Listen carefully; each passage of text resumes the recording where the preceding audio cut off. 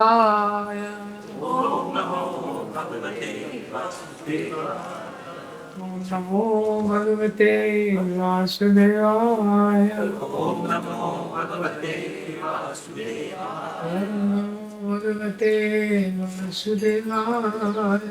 नमो भगवते वासुदेवाय। नारायणं नमस्कृत्यं नरं चैव नरोत्तमं देवीं सरस्वतीं व्यासं ततो जयमुदीरये। नष्टप्रायेषु भद्रेषु नित्यं भागवत सेवया भगवती उत्तमाश्रुते भक्तिर्भवति नैष्ठिकी। कृष्णाय वासुदेवाय देवकी नन्दनाय च नन्दगोपकुमाराय गोविन्दाय नमो नमः। ॐ अज्ञानतिमिरन्दस्य ज्ञानाञ्जनशलाकया चक्षुरुन्मिलितं येन तस्मै श्रीगुरवे नमः।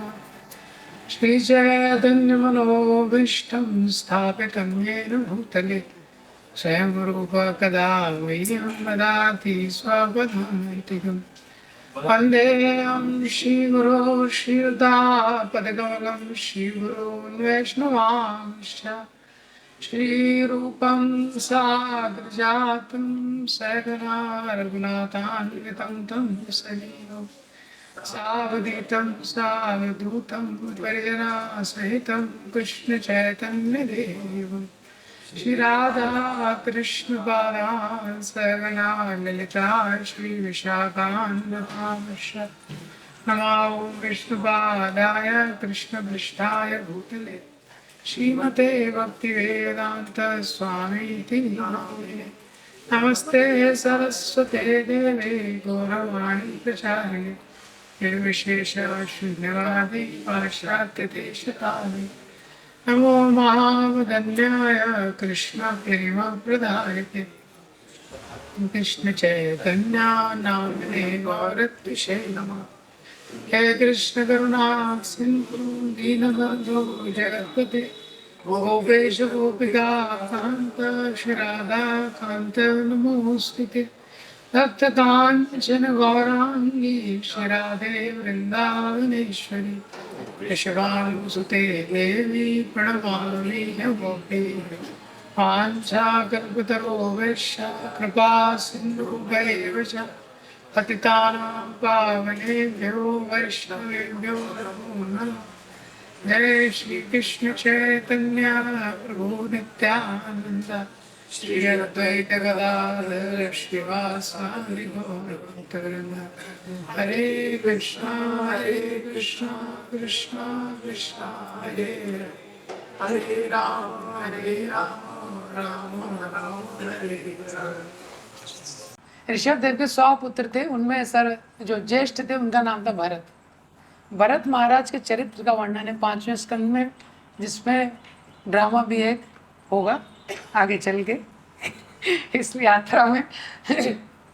भरत महाराज का चरित्र बहुत इम्पोर्टेंट चरित्र।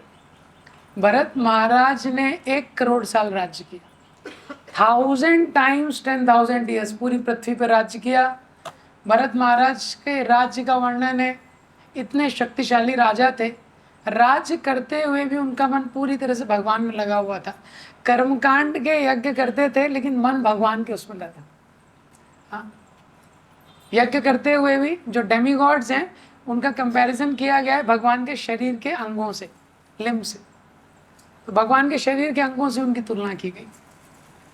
तो वो किसी को भी स्वाहा देते थे, जैसे सूर्य और चंद्र आंखें हैं तो सूर्य को स्वाहा देते थे आहुति, तो मनन करते थे कि भगवान की आंखें उसके ऊपर, इस प्रकार से।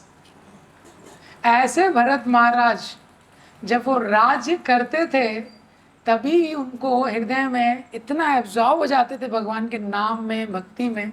हाँ, उनको हृदय में भगवान का दर्शन भी होता था।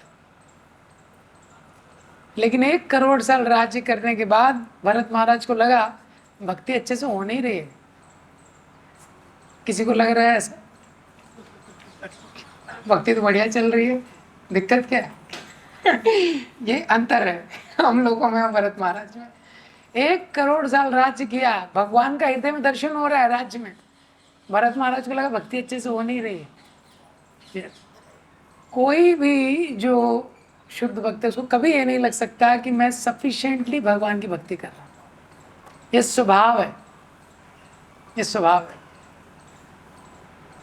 जैसे संसार में कोई व्यक्ति है, क्या हमको लगता है कि हाँ सफिशिएंट पैसा हो गया और की जरूरत नहीं? कोई ऐसा स्टेज आता है हाँ बहुत पैसा हो गया बस हो गया।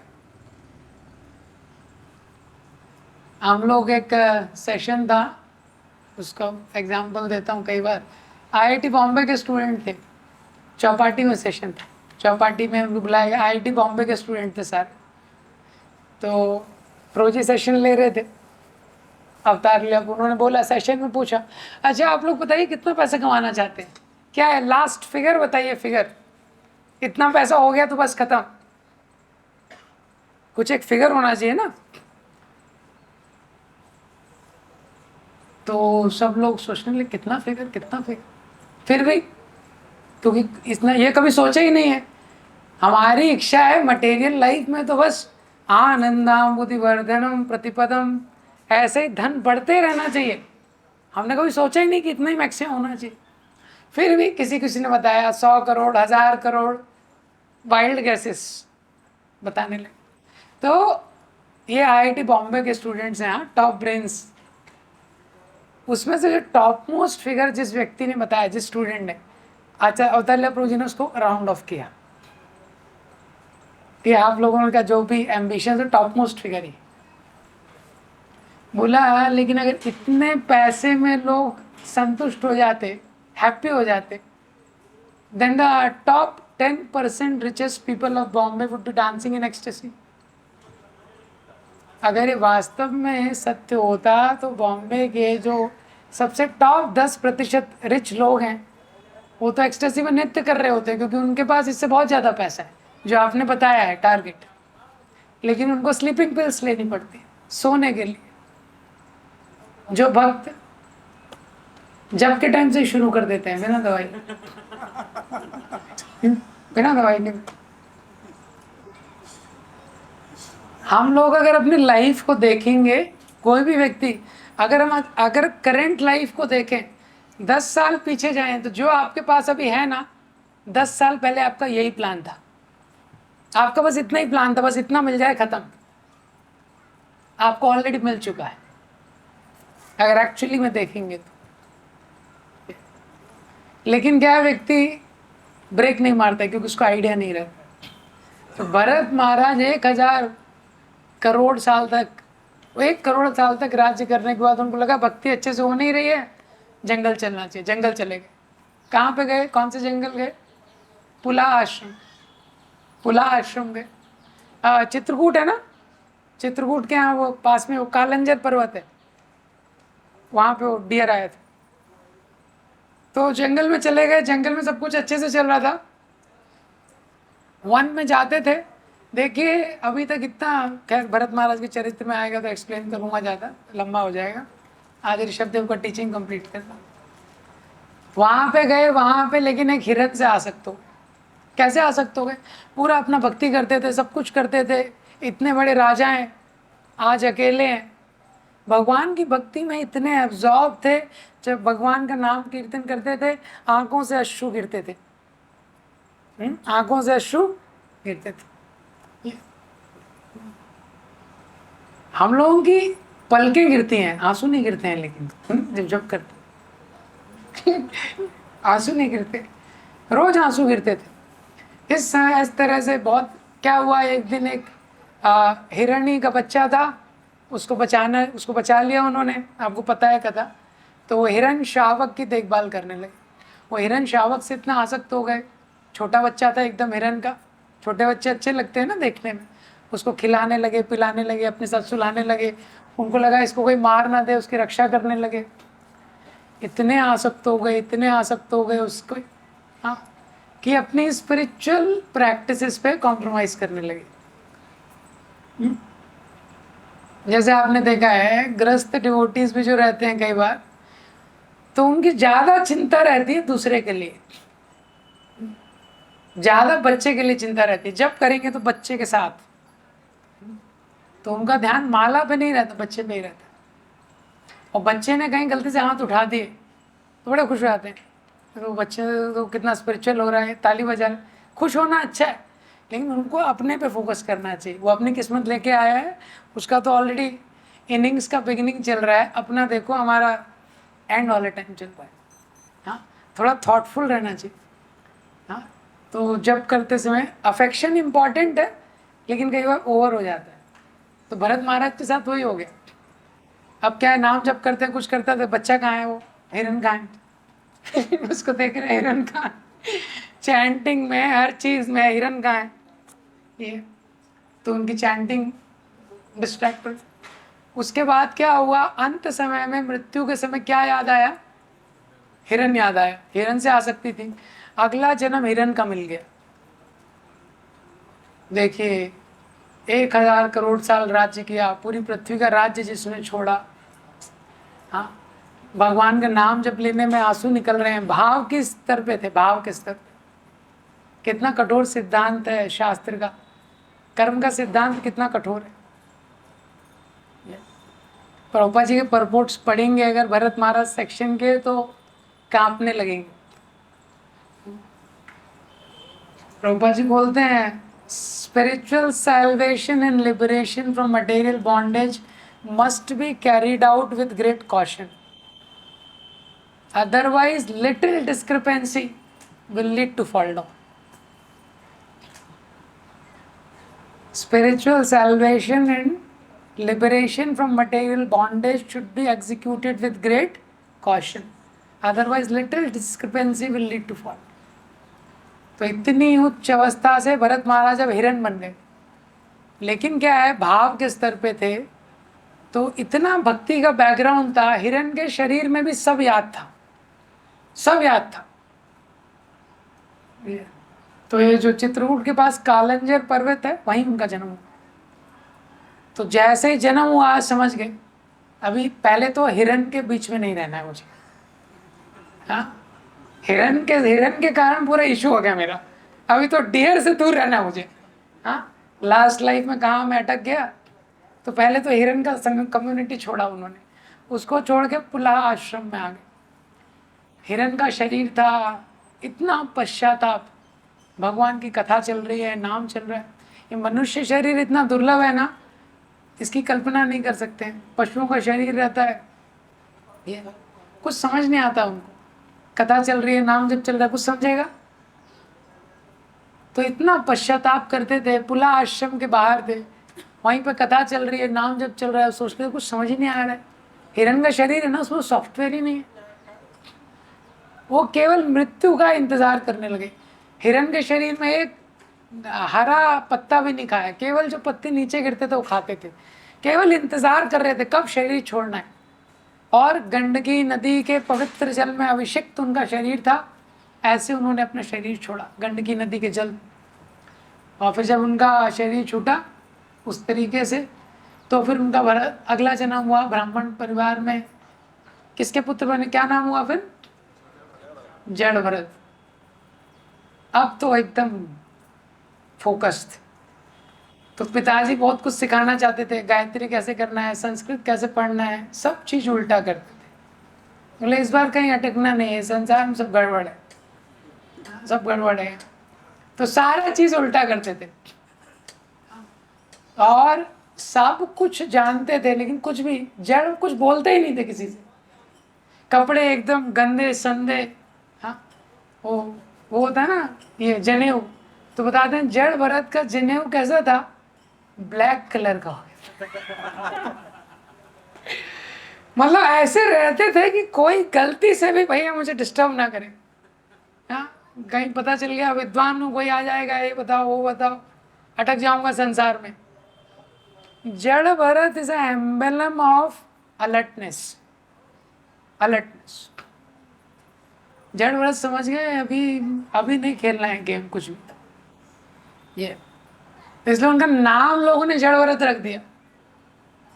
तो उसके बाद पिताजी ने बड़ा प्रयास किया, कुछ सिखा दूं, कुछ कर दूं, लेकिन जड़ भरत तो कुछ करते ही नहीं थे, अपने में मस्त रहते थे, भगवान के राम में, भगवान की लीला में, संसार से कोई मतलब नहीं। तो उसके बाद जब पिताजी की मृत्यु हो गई, भाइयों ने प्रॉपर्टी वगैरह कुछ दिया नहीं, उससे वैसे उनको मतलब नहीं था, और उनको जड़ भरत को स्केयर क्रो की तरह यूज करते थे। देखिए महाभागवत है। स्केयर क्रो पता है ना, वो खेत में रहता है, वो ऐसे लगा रहता है, वो कौवे भगाने के लिए, तो स्केयर क्रो की तरह उसको खड़ा कर देते, तो ऐसे ही खड़ा रात भर, वो कुछ उनको कोई चिंता नहीं, अपने में मस्त। जड़ भरत का जीवन का प्रसंग है, इतना अद्भुत प्रसंग है, कई सालों तक जड़ भरत ने कुछ बोला ही नहीं, किसी कुछ बोला नहीं। उसी में क्या हुआ, एक बार सौवीर का राजा रघुकुंड जा रहा था, पालकी में एक आदमी रिटायर्ड हट हो गया, तो उन्होंने बोला किसी को ढूंढो, तो जो पालकी जो ढो रहे थे वो ढूंढने लगे, तो बोले ये एक मिला है और एकदम परफेक्ट है पालकी धोने के लिए, बैल की तरह इसका शरीर। ठीक है, संसार का व्यक्ति क्या है महाभागवत तो समझ नहीं सकता, मतलब बैल की तरह शरीर एकदम परफेक्ट। जड़ भरत पालकी उठाने लगे, आपको पता है उसमें भी उन्होंने थोड़ी लीला कर, वो देखे कि किसी भी जीवात्मा का हत्या ना हो जाए, तो इतनी सारी चींटियां चल रही थी, तो कभी कभी कदम कम बढ़ा रहे हैं, कभी ज़्यादा बढ़ा रहे हैं, अब पालकी में तो सिंक होना चाहिए ना। हाँ, तो जो रघुकुंड था उसको बैटरी रिक्शा का अनुभव होने लगा उसने बोला यार मैं मर्सिडीज खरीदी है, तुम बैटरी रिक्शा का एक्सपीरियंस मुझे दे रहे हो। तो जो 3 लोग थे उन्होंने बोला हम तो सही चला रहे हैं, ये जो चौथा आया है कभी कम कदम लेता है, कभी ज्यादा लेता है, कभी कूद जाता है। रघुकुंड ने खोला पालकी का, वो देखा एकदम हेल्दी है, ये तो एकदम मोटा हट्टा कट्टा है। तो रघुकुंड ने व्यंग किया, अच्छा अच्छा तुम तो बड़े दुबले पतले हो, शरीर में कोई शक्ति नहीं है, इसीलिए नहीं उठा पा रहे हो ना, इसीलिए शायद नहीं उठा पाए, अकेले उठा रहे हो लगता है। जड़ भरत को कोई मतलब नहीं, उनका तो समय का कोई मतलब नहीं। फिर बोला ढंग से उठा, फिर उठा रहे हैं, वो तो फोकस थे, व्यवसाय आत्मी का मूर्ति, वापस से वही अनुभव हो रहा है। रघुगुण को इतना क्रोध आया, बोले कौन है तुझको पता नहीं मैं कौन हूँ। जड़ रघुगुण बोलते हाँ अभी यमपुरी में भेज दूंगा यमराज के द्वार, ऐसे बोलते दंड दूंगा। पहली बार जड़ भरत ने अपना मुंह खोला, जड़ भरत ने बोला देखिए राजन, जो आप बोल रहे हैं पतला है, मोटा है, दुबला है, ये तो सब शरीर का धर्म है, आत्मा का ये धर्म नहीं है। कोई व्यक्ति पतला है, मोटा है, सुंदर है, गोरा है, काला है, ये सब तो मेरी स्थिति ही नहीं है। एक सेंटेंस बोला, तुरंत दंडवत। हाँ, रघुगुण नीचे होते तुरंत दंडवत किया, क्योंकि रघुगुण भी क्या है, गंगा सागर जा रहे थे दिव्य ज्ञान को प्राप्त करने के लिए, जिज्ञासु थे, समझ गए, एक सेंटेंस में समझ गए, तुरंत दंडवत किया। पूछा आप क्यों, कौन है आप, ऐसे घूम रहे हैं, कौन व्यक्ति पहचानेगा। वहाँ पे जड़ भरत ने फिर शिक्षाएं दी, इतनी पावरफुल शिक्षाएं हैं। एक चैप्टर है जिसका नाम है फॉरेस्ट ऑफ मटेरियल एंजॉयमेंट। हाँ, फॉरेस्ट ऑफ मटेरियल एंजॉयमेंट, उसका सिद्धांत क्या है, हम इस भौतिक संसार में आते हैं, हमारी योजना होती है मटेरियल एंजॉयमेंट की कि हम यहाँ एंजॉय करेंगे, लेकिन इसमें हमारा एक्सप्लॉयटेशन हो जाता है, टॉर्चर हो जाता है। जैसे कोई व्यक्ति जंगल में घुसता है, इतने हिंसक पशु हैं जंगल में, इतने डाकू हैं, तो कौन डाकू सब क्या है, डिटेल वर्णन दिया है, आप लोग उसको स्टडी कर सकते हैं। जड़ तो भरत महाराज के 3 जीवन, ये दूसरा चीज श्रीमद् भागवतम में दिया गया 5वें स्कंद। अब भरत महाराज के लाइफ के बाद 5वें स्कंद में दिया गया है, अनेक अनेक लोगों का वर्णन दिया है, कॉस्मोलॉजी का, तो टाइम कम है, कभी उसका चर्चा करेंगे कि कैसे जो कॉस्मोलॉजी है उसका वर्णन दिया है, कैसे कैसे द्वीप हैं, ये जो 14 प्लैनेट्स के बारे में सुनते हैं उनकी क्या स्थिति है। तो जम्बू द्वीप है जो सबसे छोटा है, जम्बू द्वीप के बाहर जो सागर है वो खारे पानी का सागर है। तो ऐसे 7 द्वीप हैं, हर के बाहर अलग अलग लिक्विड का सागर है, एक के बाहर दूध का सागर है, कहीं दही का सागर है, गन्ने के जूस का सागर है, इसका वर्णन दिया गया। जम्बू द्वीप सबसे छोटा द्वीप है, जम्बू द्वीप में 9 वर्ष हैं, 9 वर्ष में से एक भारतवर्ष जिसमें हम लोग हैं। ये भारतवर्ष को छोड़ के जो 8 वर्ष हैं इसको भौम स्वर्ग बोलते हैं। यहाँ पे ऐसी ऐसी फैसिलिटी है, स्वर्ग मतलब जो इंजॉयमेंट के लिए बनाया गया। तो क्योंकि वो प्लेस इंजॉयमेंट के लिए बनाई गई है, आप कल्पना नहीं कर सकते ऐसा ऐसा इंजॉयमेंट है वहाँ। कहीं मैंगो जूस की नदी बह रही है, वहाँ पे जो इन्वायरमेंट है एकदम परफेक्ट है, कोई ज़्यादा धूप नहीं, ज़्यादा एसी की आवश्यकता नहीं है। नेचर ने एसी फिट कर रखा है, नेचुरल एसी है वहाँ पे। वहाँ पे कोई बीमार नहीं होता, कोई हॉस्पिटल नहीं है। भारतवर्ष को छोड़ के जहाँ पे हॉस्पिटल इंडस्ट्री बहुत बड़ी है वहाँ पे कोई हॉस्पिटल नहीं है बाकी 9 वर्षों 8 वर्षों कोई, क्योंकि बीमारी नहीं होता है वहाँ पे। लोगों का शरीर वज्र के समान शक्तिशाली। यहाँ पे कोई वायरस आ गया, वायरस कौन सा है वही नहीं पता है, करोड़ों मर गए, वो दिख नहीं रहा है, किसी को नहीं दिख रहा है किसके अंदर से कहाँ चला गया। ये वहाँ पे वज्र के समान शरीर है लोगों का। 10,000 साल तक लोग जीते हैं, किसी को च्यवनप्राश खाने की आवश्यकता नहीं है। हाँ, यहाँ पे च्यवनप्राश त्रिफला खा खा के लोग, हाँ ये तो ऐसा वहाँ पे सिस्टम है। सब लोग युवा रहते हैं, आपको गोदरेज केश काला वहाँ लगाने की आवश्यकता नहीं, बाल बाल कुछ काले होंगे नहीं, कोई बैक पेन नहीं, कुछ नहीं। वो भोग स्थली है, भोग स्थली ऐसा। तो उसका वर्णन किया गया। ये भारतवर्ष है, यहाँ पे बैलेंस है।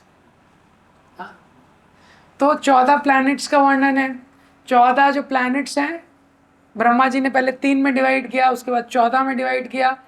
ये पृथ्वी के नीचे वाले जो प्लैनेट्स हैं, हाँ, अतल, सूतल, वितल, पाताल, इनको भी, ये भी स्वर्ग है, इनको बिल स्वर्ग बोला गया।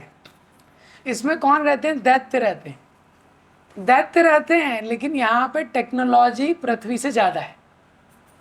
हाँ, माया दानव जो टेक्नोलॉजी के देवता हैं, उनका भी एरिया नीचे ही है। यहाँ पे वो पृथ्वी से ज़्यादा एडवांस्ड है। तो वो दैत्य हैं, उन्होंने तपस्या की मटेरियल एंजॉयमेंट के लिए, इसीलिए उनको मटेरियल एंजॉयमेंट नीचे मिलता है। वहाँ भी बहुत मटेरियल एंजॉयमेंट है। और वहाँ पे क्या है, सूर्य का प्रकाश नहीं है। तो क्योंकि सूर्य का प्रकाश नहीं है तो उनको टाइम समझ नहीं आता, दिन रात कुछ समझ नहीं आता, एंजॉयमेंट में लगे रहते हैं। वैसे भी पार्टी रात में ही होती है तो कोई दिक्कत नहीं देते होंगे, कोई प्रॉब्लम नहीं है। और वहाँ पे बड़ी बड़ी मणियाँ रहती हैं, मणियों के प्रकाश से जब प्रकाश चाहिए तो प्रकाश में जाता है। और उन लोगों को कोई इशू नहीं रहता, ना कुछ ज़्यादा टाइम समझ में आता है। केवल जब प्रलय होता है तभी थोड़ा टेंशन होती है, बाकी चलते रहते हैं।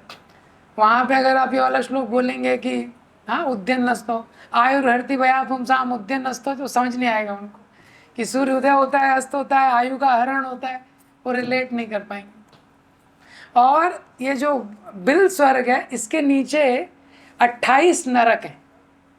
ये नरक कैसे हैं? जैसे ये 14 प्लैनेटरी सिस्टम्स, ठीक है, ये प्लेट की तरह है। जैसे प्लेट है, ठीक है, इसके ऊपर 7 प्लैनेटरी सिस्टम है। और इसका जो थिकनेस है, ये थिकनेस में 7 डिवीजन किया गया है।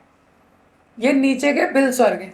7 डिवीजन के बाद जो लोएस्ट प्लैनेट है उसके यहाँ पे 28 गड्ढे हैं। ये गड्ढे हैं 28। ये क्या, 28 नरक हैं, जिसका वर्णन 5वें स्कंद में किया गया कि कोई भी व्यक्ति क्या क्या काम करता है, उसको कौन से नरक में जाना पड़ता है। ये 28 नरक है। और यहीं पे भी यमराज का ऑफिस है, लेकिन वो एसी है। यमराज नरक में नहीं रहते हैं, वो केवल पनिशमेंट दे के भेजते हैं उनको। ये तो यमराज का ऑफिस है। ये तो ये 28 नरकों का वर्णन है, किस नरक में कैसे कैसे पनिशमेंट दिया जाता है। अब पूरा कॉस्मोलॉजी बताने का सुखदेव गोस्वामी का एक ही उद्देश्य, पूरा कॉस्मोलॉजी बताने का। ऊपर के जो लोग हैं ना, इतना एंजॉयमेंट है, वो भक्ति नहीं कर सकते। नीचे के लोग हैं, इतना टॉर्चर है, भक्ति नहीं कर सकते। केवल ये भारतवर्ष में बैलेंस है। भारतवर्ष में क्या है? बैलेंस है। इसलिए भारतवर्ष में लोग भक्ति कर सकते हैं, इसलिए देवता भी प्रार्थना करते हैं भारतवर्ष में जन्म लेने के लिए, और ये भारतवर्ष में व्यक्ति इससे निकल सकता है। तो ऊपर के लोगों में एंजॉयमेंट तो है लेकिन परमानेंट नहीं है।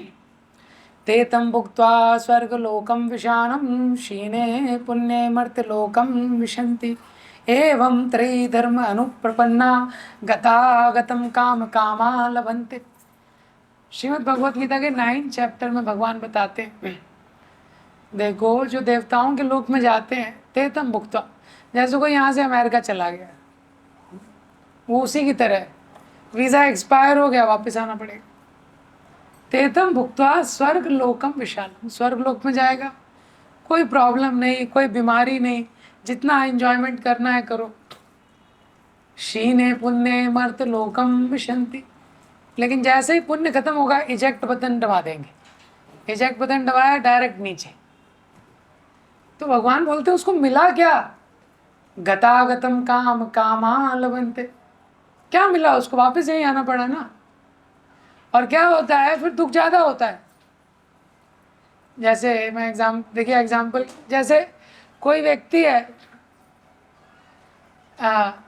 हमारे एक जगह पे एक स्टूडेंट थे, तो उसको पता ही नहीं था कि ट्रेन में जनरल डिब्बा भी होता है, उसको पता नहीं था, मतलब स्लीपर भी होता है, पता नहीं था।